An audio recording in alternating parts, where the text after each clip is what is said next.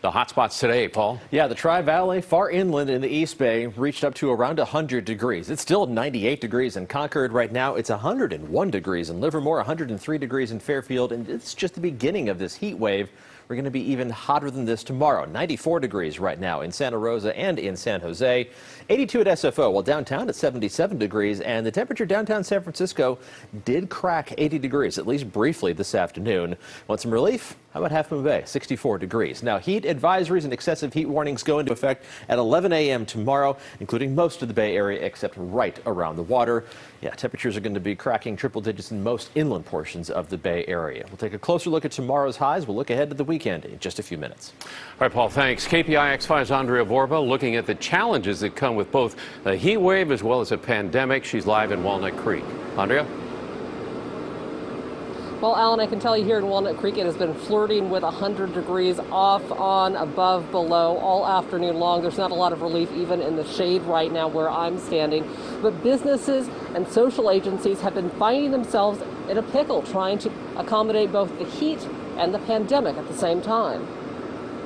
With the leading edge of a heat wave moving in, COVID-19 has added a new layer of complexity to escaping the triple-digit heat.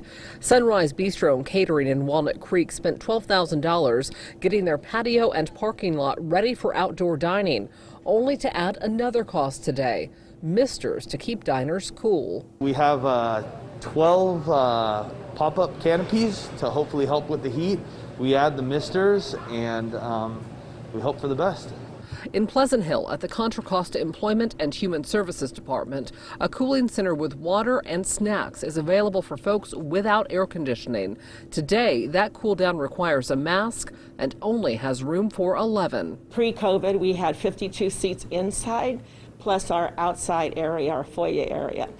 Sandy Bustillo is worried about seniors and the homeless. The senior cooling centers, the malls, a lot of the shops where people would go to get away, Starbucks, McDonald's, those are closed for access so people can come here and sit. And with hot weather comes increased fire danger, leaving the California Public Utility Commission grilling Pacific Gas and Electric about using public safety power shutoffs judiciously as people work and learn from home. The consequences are not merely questions of inconvenience.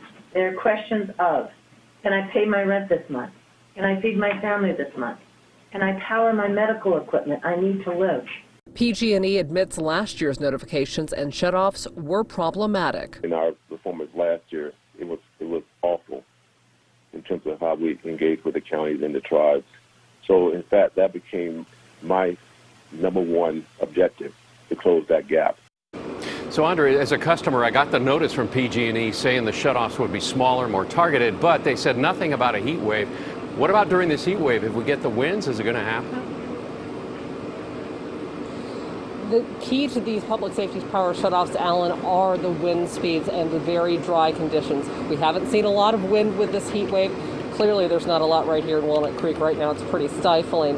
But the wind is the key to making sure to triggering these public safety power shutoffs. The utility says they will be smarter, more targeted this year, and much shorter, meaning if they do have to cut the power will come back on, they say, much sooner than it has in previous years. Alan? Oh, let's hope so. All right, Andria Borba, thanks. Now, short term, it's only going to get hotter.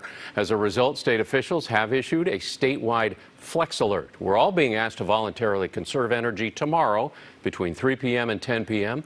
We're told even turning off unnecessary lights can help the power grid during a time of high demand.